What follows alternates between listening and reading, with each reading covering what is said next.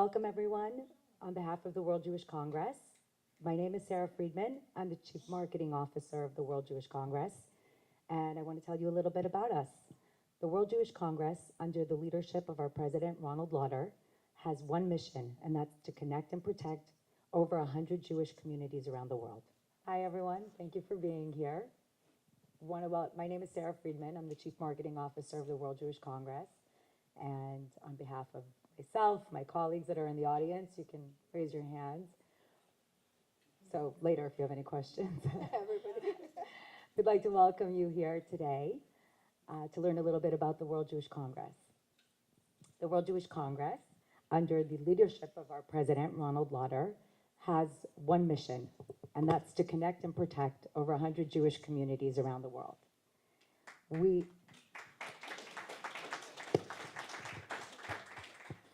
And just so that you understand, the United States and Israel are only two of our communities, and no more or less important than Estonia, Slovenia, Morocco, and many other communities around the world that you're going to hear a lot about shortly. We work in the diplomatic arenas to protect the individual communities by bringing together a global Jewish voice. And we have many programs in developing leadership for young and not so young individuals, which I encourage you to take a look at your cards on the seats. We have a QR code that will lead you to our website with a lot of our programs, and please come up to us all weekend to ask us any questions that you might have. Anyway, I want to get to the people that are doing the work. It's my pleasure to introduce my colleague Maya, who works with 103 communities around the world. I'll be here representing the large communities of the United States and Israel, to which I both hold citizenship of. But Maya, take it away. Thank you very much, Sarah. And thank you very much to all of you that took time to come, and not just our WJC staff and everybody else that has to be here. No, I'm joking. They're here as our support, and it's very good to have them. I'm always a bit nervous, especially because English is not my native tongue, as you can hear. So it's an extra no stress for me situation. So my name is Maya Samokovlija. It's a very hard the last name to pronounce. Once upon a time it was a Baruch, but why easy when it can be complicated? I'm the executive director of community relations in WJC. And what Sarah just said is that I oversee with a team of people 103 affiliates. We oversee 103 affiliated communities to WJC. So what does that mean? And everybody always asks, okay, so WJC, there's so many Jewish organizations around the world. So what do you guys do? What differentiates you than anybody else? And I think nothing differentiates us because we all work for the same goal, and it's Am Echad Lev Echad. We are one nation with one heart.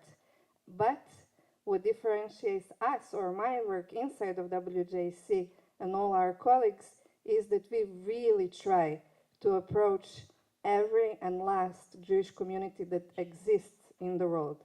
So from big communities, which we count 12, such as United States, Israel, of course, which is a very unique Jewish community, if you can call it so, to Canada and Australia, to the United Kingdom, Germany, and France.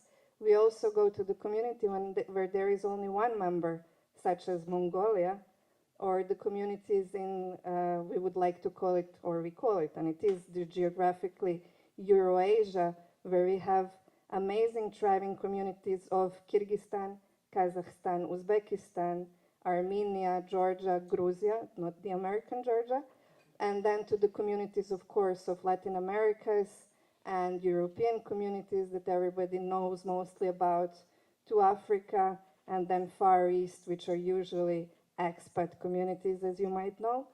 And we really try to reach to them and to build the Am Echad Lev Echad, but really in the whole world. It is not an easy work. It's like having a dysfunctional family, and you can only imagine how it is. We are all here from the same nation. You know how hard it is to work only with your family, and then on your job and on your work and in your Jewish community or in your synagogue. And now imagine having 103 all around the world. The bottom line, and what always makes me very inspired and very feel at home like, is that the smallest community of, for example, Mauritius has the similar or the same problems that the community of Spain would have, of the community of Lithuania, or the Jewish community of Bosnia and Herzegovina. Every Jewish community in the world is absolutely different, but totally same. And I'm very happy and very proud to be representing our work. We were thinking with Sara, what would be the best way? How do we talk to people about all the work that we do? How do I explain to you what does it mean for the Jewish community of Montenegro, for example, when we talk about them and when WJC offers a diplomatic arm, or we offer them the programs that we have, such as fellows and the JDs, and we give them opportunities to be heard in the world. For the American Jewish community or Canadian or Australian, the way that the Jewish community is built, it's a whole network of institutions, of people, and a manpower that stands behind the Jewish community. If you go to Montenegro, for example, there is 10 of them that are trying to be relevant in their government, in their country, to get funds, to explain to the civil society that they live in why are they relevant, what's their heritage doing for their country. And especially Europe after the World War II, and I'm not going to tell you, we all know what happened, is why are you relevant for your country if you're a community of 100 people, or if you're a community of 20 people. And that's where we come, and that's where we have our tools and different assets and programs that we try to leverage and put the lights on them to become part of the international stage, and also to give them a credit and to give them a help in the diplomatic world, wherever, in whichever countries they are. Of course, because of geographies, we rarely, no, sorry, not rarely, the opposite, we are often in a situation where some of our communities are in the countries where we can't openly speak to them. So we talk in kind of codes. So if I would call and ask, how are you? And they say, yes, everything is perfect. The government is really nice towards us. Everything is great. I know that nothing is good and that they're not getting any help and that we need to meet each other and that we're waiting for an opportunity to see each other. For example, I can say it here, for example, it's very complicated with the countries. I'm not going to name the communities in order not to jeopardize their safety. But the countries that are currently, let's say, on a side of the Russian Federation's view on the world and the war in Ukraine. So besides having a huge Jewish community in Russia, which is still there, not all of them, of course, many of them left, but there is quite a number of people that stayed, and we have to work with them. There is a Jewish community also in Belarus, which politically is very close to Russia. And of course, everybody, because of the obvious reasons, pulled out.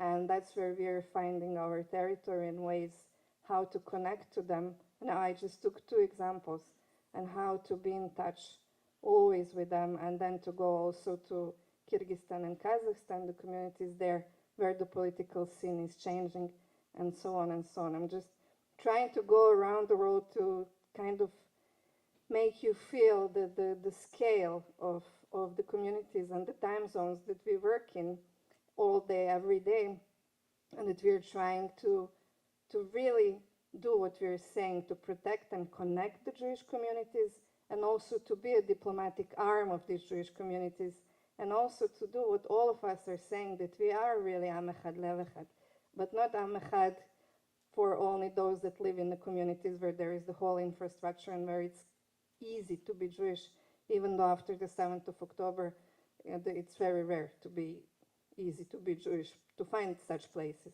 There are, but it's hard. And that's what we always say, and I will end up here because we actually brought the Jewish communities, representatives to talk to you. I think that that's always a challenge for us, how do you work with 103 different communities? And the only way is, and this is something that we repeat again and again to ourselves and to people we work is the tailor-made approach. Because as I said, they're all the same, but none of them is the same.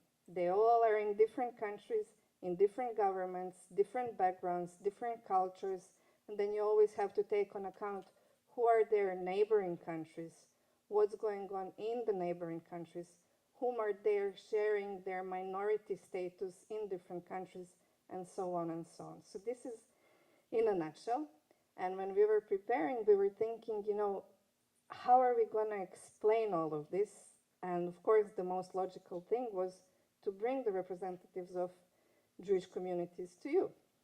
I come myself from Croatia, which is part of former Yugoslavia. I grew up in 80s in Belgrade, which is Serbia. When I was 10, 11, 12, the war broke on. Those of you that are older enough, you remember the wars in 90s in Yugoslavia. Then we moved to Croatia, which is like moving from Ukraine to Russia at the moment. My family is originally from Bosnia and Herzegovina. My ancestors came from Spain to Bosnia and Herzegovina. There is was a huge Sephardi Jewish community. This is my background. I come from really, really small communities, and that's what we wanted to show you, because we kind of know that most of you come from bigger communities, or you at least belong to a very big Jewish community. So we decided to bring a really small one and a bit bigger one. And I would let my colleagues introduce themselves and talk about their work, their community, because that's the best way to get to know them. And I would kindly ask you, please feel free afterwards to ask us questions, because that's always the easiest for us to know what you would like to listen and to talk about. And with us, we have Carolina Aisen, the Executive Director of the Federation of the Jewish Communities of Spain. She sits and lives in Madrid. And we have Irina Shlick. She's the Director of the Jewish Community Center in Tallinn, Estonia. So, ladies, the stage is yours. This one? Thank you, Maya. Thank you, Sara. And I would like to thank the GNF and, of course, the World Jewish Congress for making this meeting possible. This is a very exciting try to explain the Spanish Jewish community to you. And I hope, and I have just to be able to tell you part of this community, which is an old and at the same time very young community and growing community. Maya told that we are not small. You said Not the medium community. medium, but we consider ourselves a small community, but with a great potential for development.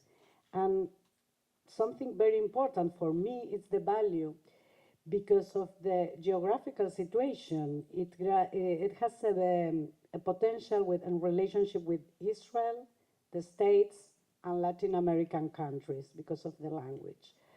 I'm going to give you, I know that you know history, so I'm going to give you just a few facts, maybe just a few milestones of the history. Because the history of the Jews in Spain begins long before the royal decree, which everybody knows. But the edict of 1492 has marked both Jews and Spain till the present. You can see that it's more than 500 years without Jewish life officially, because we have Jews in Spain forever, but officially more than 500 years without any community and without officially Jewish life. These 500 years, it was like a history erased from the memory of the Spanish society. And it was like the first imposition of some of the great stigmas that still continue till today. The edict was practically cancelled in the Second Republic in 1931. But again, after that, in 1939, after a civil war, again, from one side, with Franco's, Spanish took neutrality in World War II, and this neutrality enabled 5,600 Jews to use Spain as escape route from the Nazis. And with the help of some diplomats, Spanish diplomats, that protect more than 5,000 Jews from France, Greece, Hungary, and the Balkans. But on the other side, while Franco's regime, and until 1968, there was no freedom of religious in Spain. So in 1968, it was like the first law of tolerance, not a freedom of religions, but tolerance. But this led to the opening of new synagogue and communities in Barcelona and Madrid, and the creation of the first, let's say, Council of Jewish Communities. The name was Council of Israelite Communities. It was the first representation. But really, it is not until the return of democracy and the new constitution in 1978, that's why I'm telling you that we are very young as a Jewish community. Sorry. It was not until the 78 that begins a truly development of Jewish life in the country. And it is in this framework where the Jews create religious, educational, social, and cultural infrastructure. Some of them last till today. Sorry, but I need this because if not, I will lose myself in the speech. And another milestones. In 1982, the representative organization of the Jewish community was established, and it's where I work, the Federation of Jewish Communities of Spain. And in 1992, it was established an agreement of cooperation. It was signed, not established, was signed between this federation and the state. And it's a law, it's a national law that established an official representation for the Jewish communities and the Jewish people. And I don't know if you know, but that was 1992, 500 years after the expulsion, and also King Juan Carlos, in that time, he was the king. He visited for the first time the synagogue in Madrid. Was very, very symbolic. So now, what is now? How we are? What our communities are? The Jewish community in the modern Spain is primarily based on waves of post-war migration from Morocco. This is important because most of our communities were established by families who came from North Morocco, okay? But also from the Balkans, for European countries, and later, it's very important, from Latin American countries. Every dictatorship in Latin American regions sent us Jewish and non-Jewish people to Spain. And also economical crisis, of course.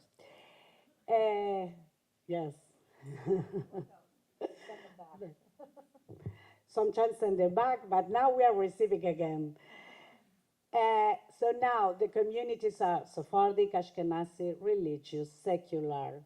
In the last 25 years, new Jewish communities and organizations have been created. I will not tell everything about them, but really, these last 25 years, it was a time and it's still of a growing and creation of new institutions, which is very, very new in Spain.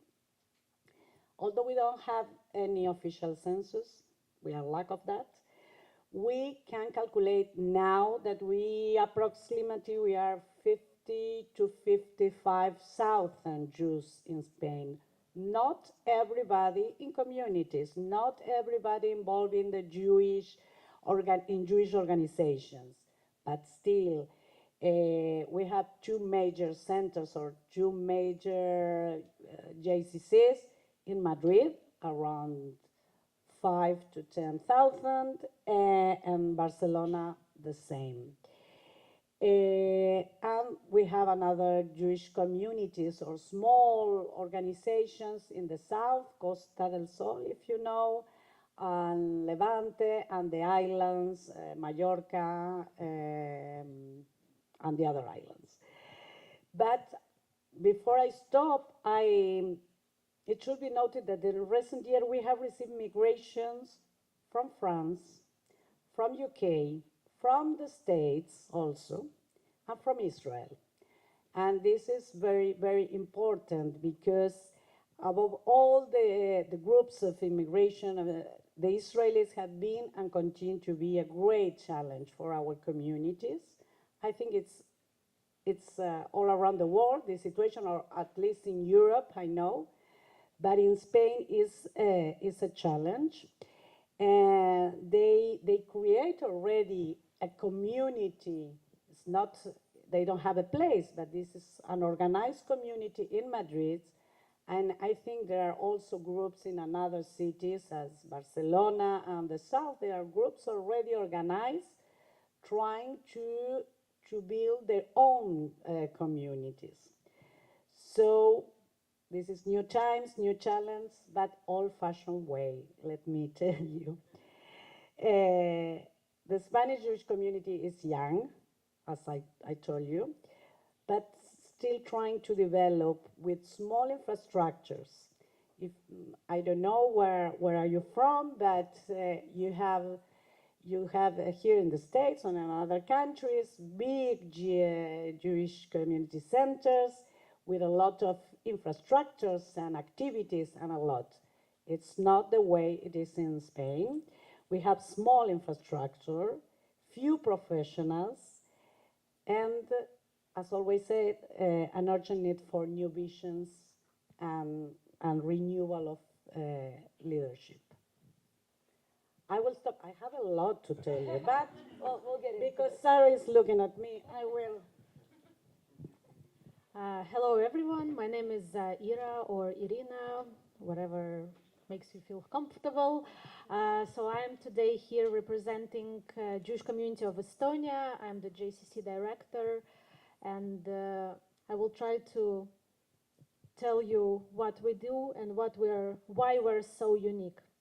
So for those who are sitting behind, I will just tell you that in first 3 rows we had like info flyers with the interesting information about the Jewish community of Estonia and Estonia itself, so you would have a understanding of our history of Jewish people in Estonia, because we all know that history is what makes our communities special and unique. The history that has the communities bringing to the present days the values we have, and this is what's really important. And the second part, the second side is talking about modern life in Estonia, modern Jewish life in Estonia. We have 2,134 community members. And we are probably considered as a very small community. Small, okay, small. But what is unique, why it's so unique about Estonia, because we're probably the only country in Europe, in Baltic states definitely, that has 98% of the Jewish people who are by population census consider them Jewish are community members. So it means that all these people are somehow feel connected and committed to the Jewish community. But we should think about that there was a long path, because in 1942 Estonia was the only country during the World War II declared Judenfrei, free of Jews. And this is actually the first thing you see when you're entering Yad Vashem in Israel. The first memorial wall, it's about Kloga camp, where most of the Jews were killed. So I think it's a long path, but it's a very proud path of the Jewish community.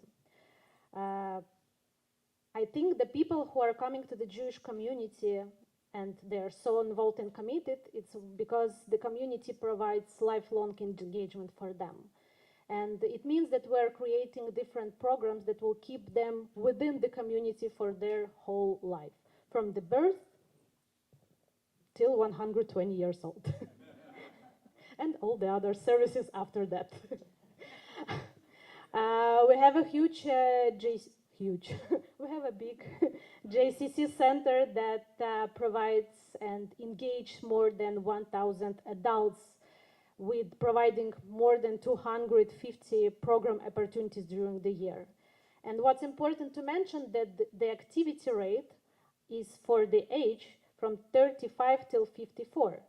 So it means that people young as us are very engaged in the community life, and this is what makes community sustainable in the future. We have a youth center that unites more than 360 kids and teenagers, and we're providing different kind of activities, from weekly activities, there's summer camps experience, days camps, overnight camps, but what we are more passionate about, me, myself including, I'm a big fan of teenagers.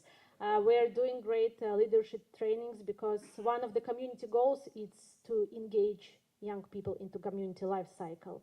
And we're training them, we're providing them education and knowledge to become volunteers, to become madrihim, to become lay leaders and stakeholders for the community in the future. And we encourage them to stay within the community because this is the space where they can be leaders, and this is what's important for them in that age. Our structure has a lot to offer.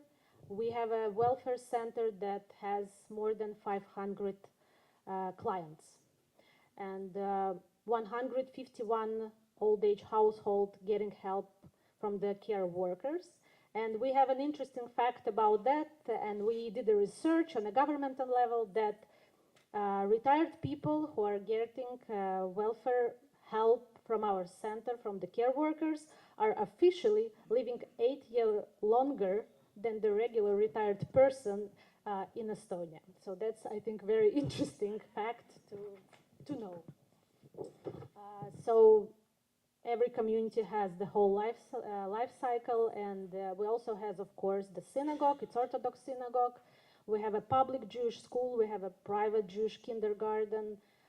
We have a Jewish museum that actually 2 years ago became part of the governmental program. So now every single student from grade 10 to 12, it's gymnasium in Estonia, has to attend Jewish museum at least once during these 3 years and hear the history of Jewish people. So, yeah. We have a lot of different projects with the government and with the state of Estonia. After the October 7th, Estonian Jewish community became a voice for Israel, and that's very important to us. We, together with the governmental help, we created different projects that raise the awareness about the situation in Israel, about what's going on, because media is crazy, we all know. Unfortunately, sometimes we're losing this war, but in Estonia, we try to bring more information into the people who are living in Estonia. So we had the posters all over the Tallinn about the hostages. We made a commemoration rally with more than 500 people to attend because it was an open rally after 1 year anniversary of the war. And we had a line of people from the government who wanted to take the microphone and express their support to Israel. And I think it's very important, not only on the community level, but also on the city level and on governmental level, that we all stay where we stand, we support Israel, and this is what's important. We also, before the war started, had an open Jewish culture festival. It was something unique what we did for now only once. We brought an open city event for everyone who wanted to attend. It was free of charge to introduce to our culture, traditions, food. We had some singing opportunities for them, free Jewish tours about the Jewish city, Jewish Tallinn history. I think it's important to mention that Jewish community as a minority in Estonia has a very strong voice, and around the table of Jewish minorities in Estonia, the Jewish community is very active because other communities are much smaller than we are. Actually, if to see what we do or to feel the vibe of what's going on the flyer you have a QR code. There is actually different videos from different events, from our camps, from the rally. All the videos has English subtitles, so you can see them. There is also support button if you want. Yeah, I think I will maybe sum up that as a small community and part of the bigger Jewish world, we're also, of course, looking for different support. And it's important for us to mention that we're really thankful to the World Jewish Congress that they're supporting us because it's important for us that organizations are sharing the same values and goals. They're supporting us because it's what we do. They're not forcing us to do anything else, but they accept us for who we are. Thank you. Thank you. Thank you so much, Maya and Ira and Carolina. I think there's 2 points that I want to make before we open up for questions. The first one is that, myself as an American who made Aliyah, again, to the largest Jewish communities and really the majority of Jewish people in the world, for me personally to be part of this organization and to see how hard people are working to have Jewish life. And, these are two communities that, let's say, have it easy, as Maya was saying, as opposed to, we run a program called the NCDF, National Community Director Forum, where we bring together directors of Jewish communities to kind of have a platform to lean on each other, to learn best practices. And having gone and listened to people, first of all, that cannot have any photos of them there. Nobody can know that they were there because the Jewish community is scared that it'll look like some Jewish conspiracy or something like that. And how they tell us how hard they work just to have a JCC or to have any type of Jewish life. It's so inspiring, and it sounds like books that I read as a child, but it's very inspiring. And the other thing, bringing it back to this conference and supporting Israel. Many years ago, I think, I have two guests here that can attest to this. We were in France on a delegation, and it was maybe at least 10 years ago when things were heating up in France, not to nearly the levels they are today. And I think I had asked someone, I don't get it. Why doesn't everybody just move to Israel? I mean, we have Israel. It was the beginning of my Zionist career, so I was very, and why doesn't everybody just move to Israel? Why would you suffer? Why would you live in other countries in the world? And the point that was made that is so true, first of all, not a good idea to have an entire population of Jewish people in one country. I think we've learned that in our history. But the important part is that every single country out there needs the Jewish community to advocate for Israel and to lobby their governments and to work hard to make sure, because, we all know, and we've seen it now accelerate since October 7, but we don't have a lot of friends out there. And when we're there, whether it's the UN or whether it's NATO or many other different organizations, if the Jewish community is not lobbying their governments, we're kind of in trouble. We need the help. So it's so important to have people like all of you that are doing this day in, day out, and it's exhausting and it's tiring and it wears at you, but we really appreciate it so much. And at the World Jewish Congress, we do all we can to support this. So And we're happy to open up for any questions that anybody has. And yeah. Oh, yeah, sure. I was going to say, when you get this mic, just hold it apparently up here. There's some feedback. And I'll just add something. I see there are many questions. As Sara just mentioned, and you heard the two nice examples, which are not also necessarily always nice, especially in Spain, even though it's different. But the most important moment for us working with the communities, and the 90% of communities are facing what you just started to experience in the United States, with the anti-Semitism raging since October the 7th, which, let's say, it's connected to Israel and Palestinian issue, towards the old anti-Semitism that was just sleeping in Europe, let's say, and was just waiting to be woken up. So this is our biggest concern at the moment.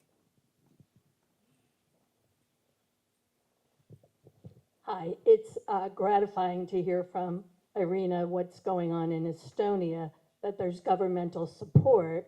But my question is really for Carolina, because the messaging, I think, coming from Spain is that the president is going to recognize the Palestinians, and the previous mayor of Barcelona cut ties with Israel, with their sister city, with Israel. So what I'm seeing in others, that Spain is not very pro-Israel. Is there a concern in the Jewish community what's going on in Spain?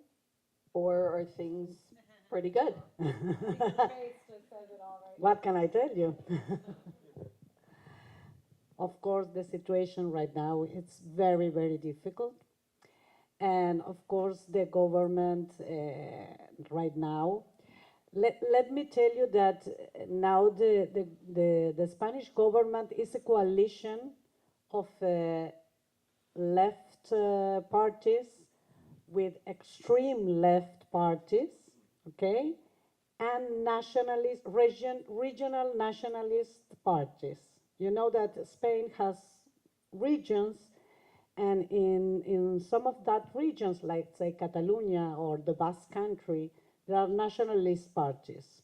So this government is a coalition. Sometimes the Israeli card or the Palestinian card is something of an inner politics.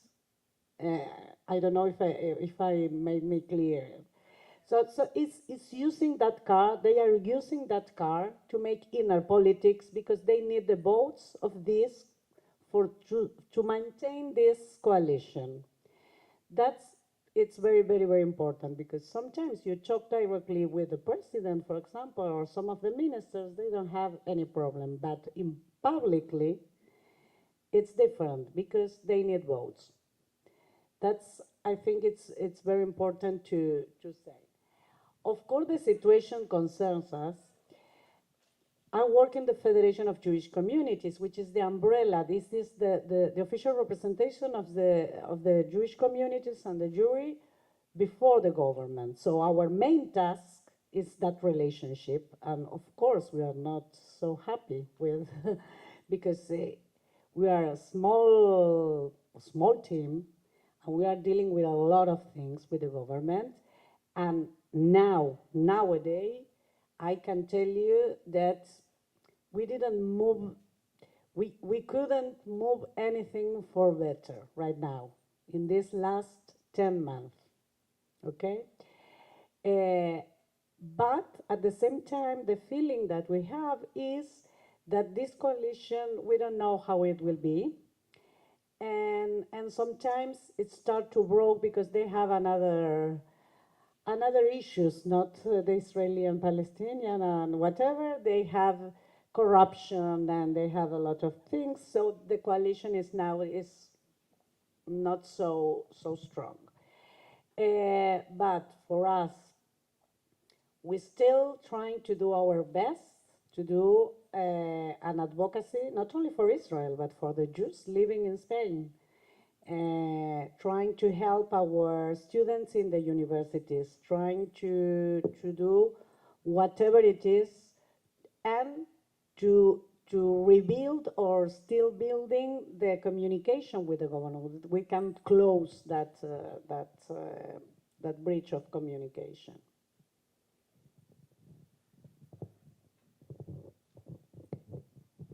Thank you to all the panelists for all you do. It's amazing. Thank you. With what had just occurred in Amsterdam, what could the World Jewish Congress do pertaining to that now? Okay, that's a very good question, and thank you for asking it because it's really recent.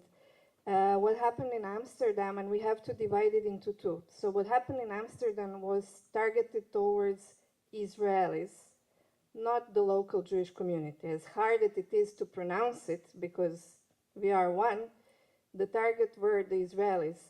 They organized everything through their Telegram groups of taxi drivers, and they brought youth of Moroccan and Turkish background from all around the Netherlands and also Belgium, which is something that you might not read in media. So the Jewish community, of course, immediately jumped into the conversation with the mayor and with the police, with the local police, and of course the Ministry of Foreign Affairs of Israel, the Embassy of Israel, in order to see what and how they can help with. The Jewish community, after everybody left, is now left to stay, and they were there and they need to stay. The issue that arises is something that's very flattering for the community, is that the mayor of Amsterdam, she's usually very on the other side than ours, came out and said that this is unacceptable and this type of things could not and should not have happened in Amsterdam, especially because the city municipality and the local police was informed that there is going to be something by the Israelis, and it was a high-risk game. So why it happened is a question mark above all heads, and we know why it happened, because there was 800 police officers around the stadium and in the places where they expected something. But what happened is that they were attacking individually people that were coming out from a metro station or going together to have a beer after a game. They didn't attack groups, they attacked individuals. For Jewish community, of course, this is a question of the security now, which follows, and an opportunity to build a better security for the Jewish institutions in Amsterdam with the police and to work more in depth. And we could see 2 days ago there was a France-Israel game, if you saw. They were protected much better, isolated, escorted, and I think both sides learned something, sadly, from what happened in Amsterdam. Just on a also practical level, and this is just something about the World Jewish Congress. When I mentioned that we have many programs that we do, and all of it is focused on either building leadership or supporting communities, we do work with communities on the security, as Maya said, and helping them to figure out. But also, in this specific case, we are working with, our Maccabi World Union is one of our affiliates, and we're working with them to gather testimony for the police, because that's something the community was asked to do. The community, of course, doesn't have the access to the Maccabi fans that went back to Israel, so we're helping to facilitate to get the testimony so that these people can be arrested and thrown out of the country, hopefully, but at least go to jail.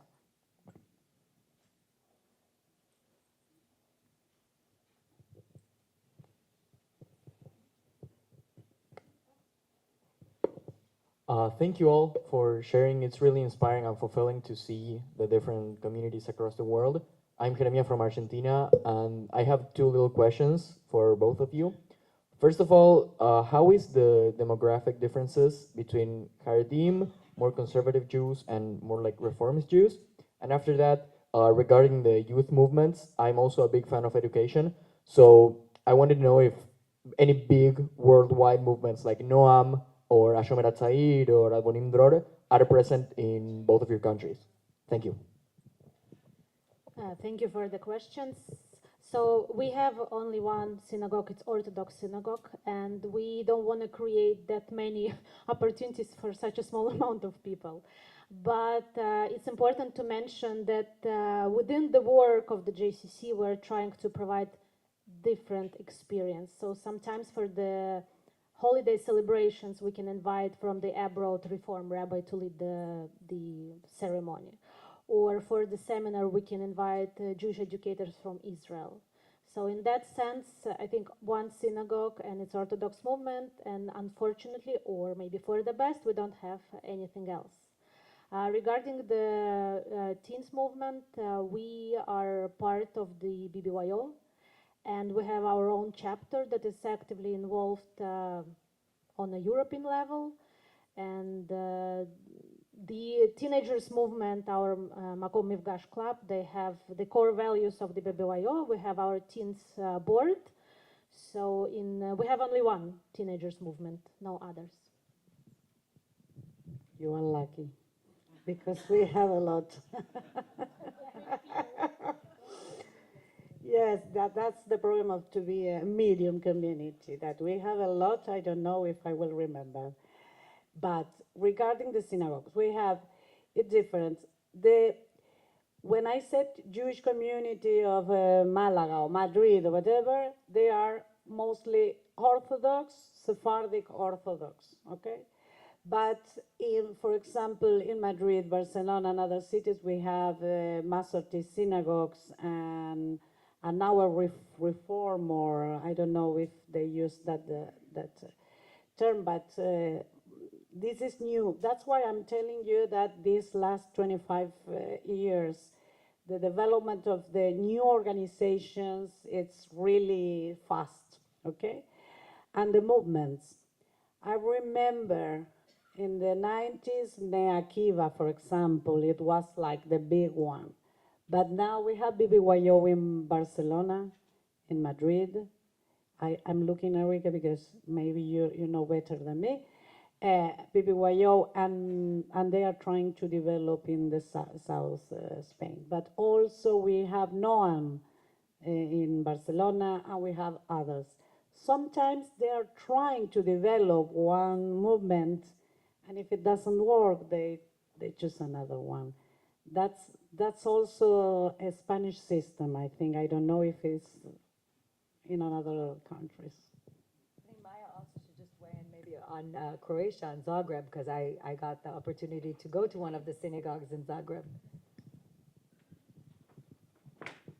So it was a very good question from a point of view of somebody that comes from a big from a big community. And that's why, the communities get surprised when I say, no, you're a medium community. Small community is to 1,000, 1,500. And then we have micro communities, which are less than 100 or 200 people. In such community, you have one synagogue, and you have 5 people that go to synagogue.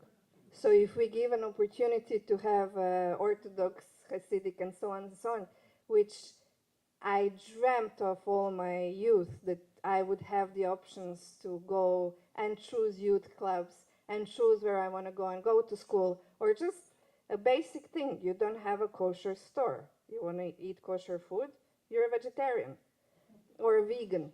And okay, I'll say for my region, so former Yugoslavia, we just got BBYO for the whole region 2 years ago. And it was by our youth pushing to have somebody recognizable in an international stage to pull them in, because otherwise they couldn't be part and take part in any of the programs as individuals, because they're really small in numbers. It's around 20 of them from 6 former states of Yugoslavia.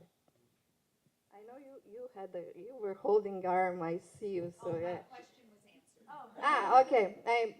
Okay, thank you. Thank you all for being here and all that you do with the World Jewish Congress. It's so important now, as we all are aware.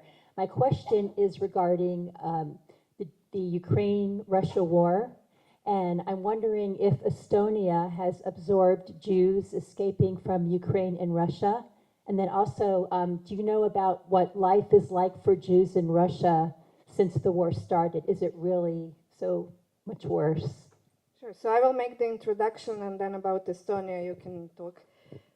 So 24th of February 2022, when everything started, immediately we were on the phone line with our affiliates. We have 2 affiliates.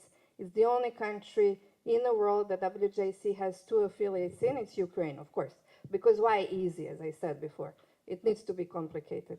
So we have 2 affiliates. One is Jewish Confederation of Ukraine. The other one is VAD of Ukraine.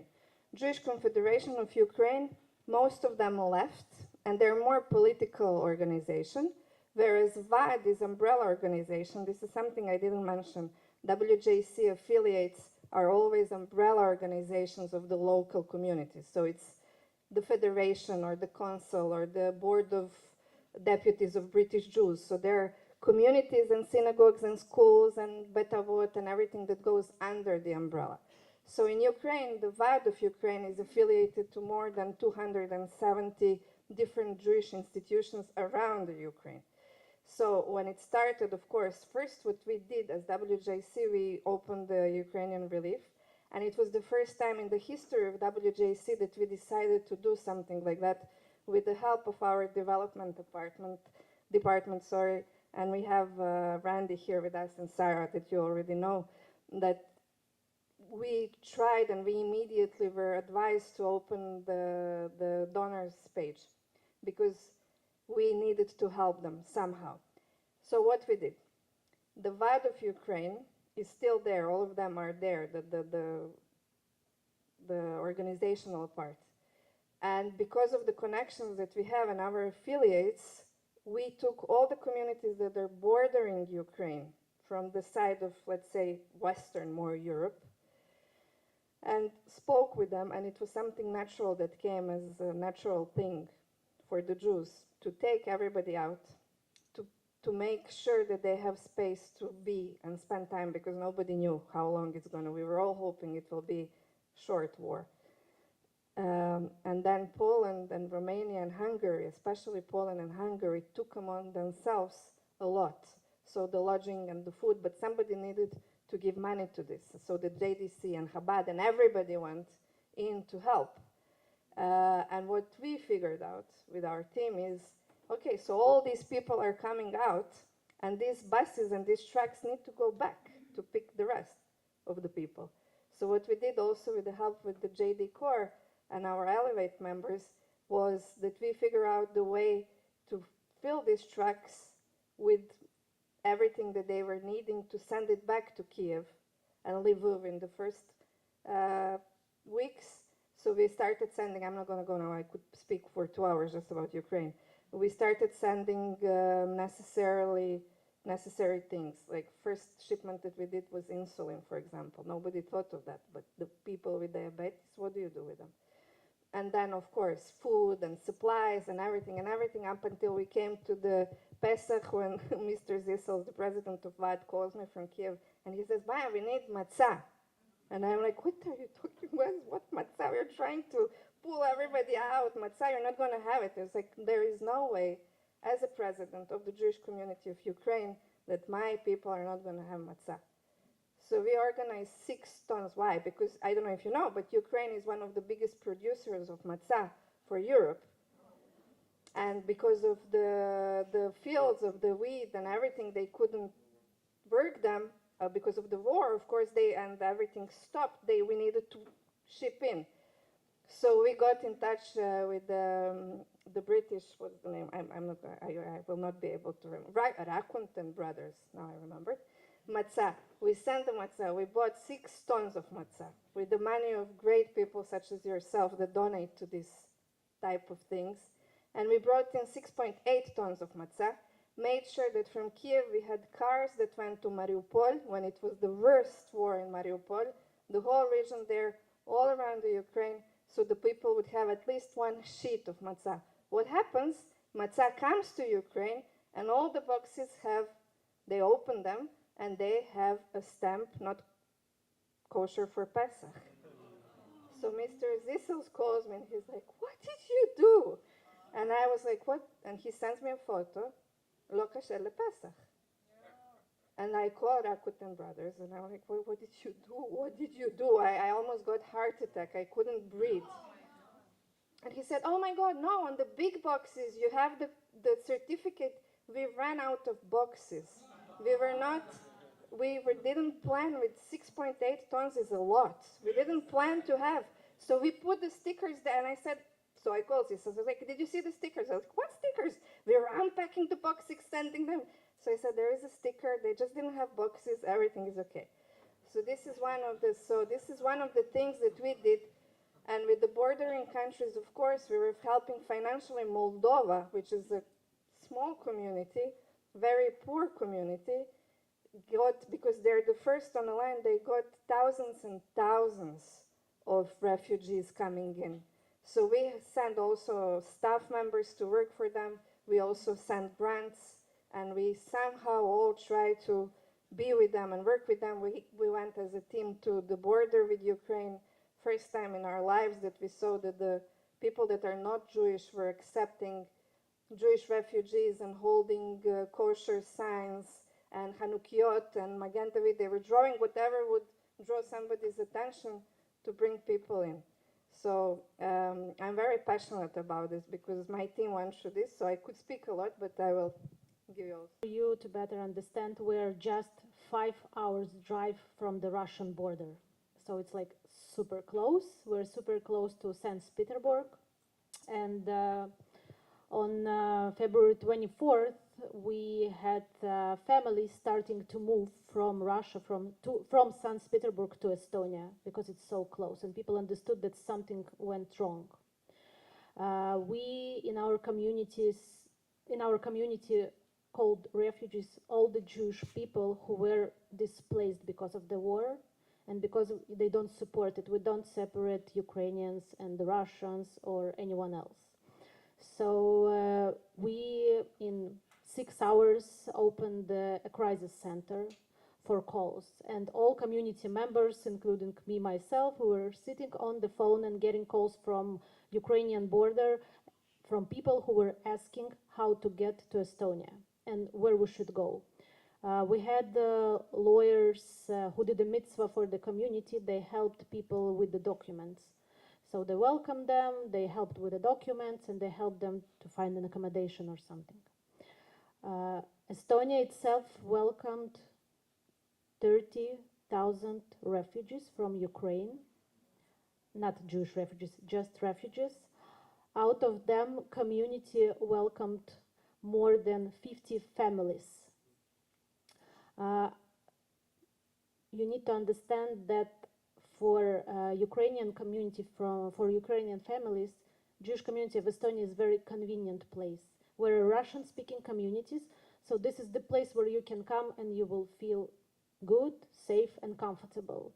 In Lithuania, community speaks in Lithuanian. In Latvia, it's more challenging because the Latvian government didn't welcome that many refugees. But in that sense, we feel that we need to take everyone who needs help. And this crisis center, we called it Ariel right now is helping families from Israel who are trying to relocate to Estonia. It's mostly mothers and children, but we still do it. We also welcomed about 25 families from Russia. But they're not refugees, they're just families who joined, Jewish families who joined the Jewish community. And we saw that at some point it's very important where you stand and what you think, and this is what all unites us all. We're all Jewish people, and Jewish people stands for the same values. This is why we didn't work only with Ukraine or only with Russia. And historically, a lot of Ukrainians had roots in Estonia. It's former Soviet Union. At some point, we all been there, and it was obvious for them to come. Can I add something? Because Spain is far away, but we did and we still helping families from Ukraine refugees. Since the beginning of the war, we didn't know that we have some families taking vacations in Spain, but they had to stay. So first we start to help families like because they were there. But after that, and because of the World Jewish Congress, and this was like a development of a network. You know, we were in touch with the community of Moldova. For example, they will call us and said, can you host more families? We are going to pay the ticket, and maybe because we don't have any more possibilities. So we start in February, March that year, and we're still working with at least 5 or 6 families, helping with money, rental, and etc.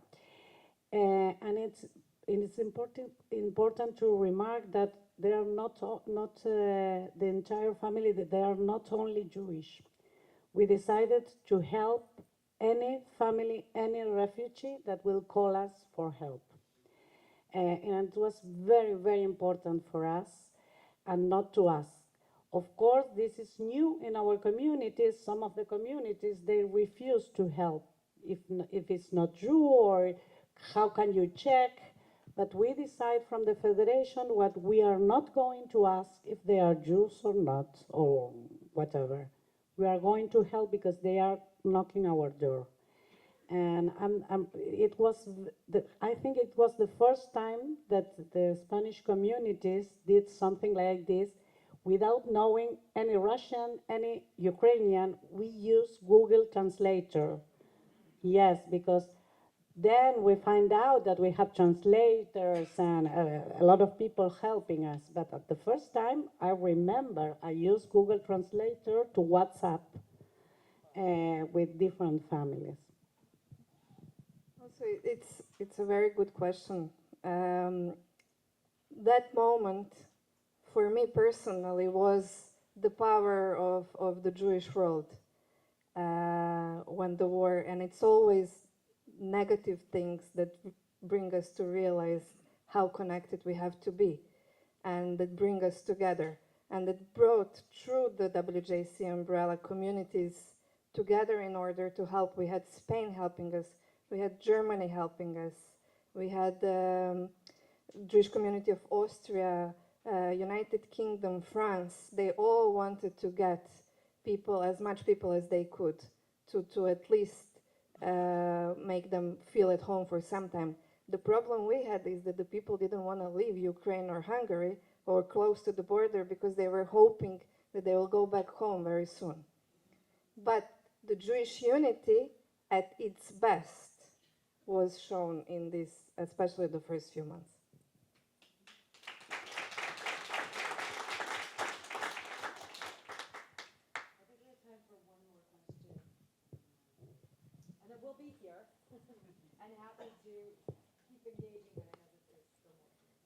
Thank you very much for the work that you do. A few years back, I think 2016 to 18, that airtime, there were major terrorist cells in Brussels and in Paris, and they blew up the Brussels airport. I was there.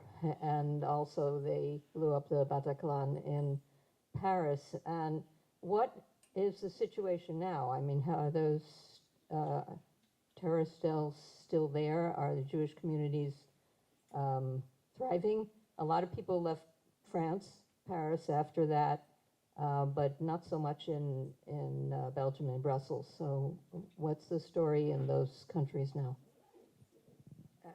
Okay, one more great question. All the questions are really to the point. So, yes, they're still there. They're even bigger, and they have much more support. But we're still there. We can't get bigger, but they do have our support. We did have, at the period of time that you're talking in, because of the requests of the Jewish communities, World Jewish Congress opened the security department, and we were working very close with the European Jewish Congress, which is our member, because we're an umbrella organization for different geographical umbrella organizations. And we had, and we still do have it's not security department anymore, but it's our analysis and logistics and anti-Semitism team that deals with different things. At that moment, we were making sure, and what we did is with the EU Commission, we have a representative in the EU Commission. If we are talking about Belgium and France, because they're part of EU, There is a special envoy, and there is somebody in charge. Her name is Katrina von Sturbein. She's in charge of the part of the EU Commission and in the European Parliament that deals with anti-Semitism and fostering Jewish life. Fostering Jewish life was added by WJC because if you don't foster Jewish life, you don't have anti-Semitism because you don't have Jews anymore, and they're winning. So every country in Europe, besides it's something that we do with our diplomatic team and through our JD Corps and everybody else in the WJC, we make sure that EU countries that belong to EU sign the IRA definition. In IRA definition, there is determined what is anti-Semitism by the definition. There are practices that they need to do, one of which, and this is what we do through the Jewish communities with their governments, is that government needs to appoint a special envoy that deals with anti-Semitic and fostering Jewish life issues. And once you have the special envoy, then you have whom to talk in government, and then your Jewish community is represented in your government by a special envoy that should be taking care of or IRA definition points on anti-Semitism, terrorism, and terroristic cells. If they're not successful always, they usually in the different countries, they don't belong to the same ministries even, or the same part. Sometimes it's Ministry of Foreign Affairs, which is absolutely insane.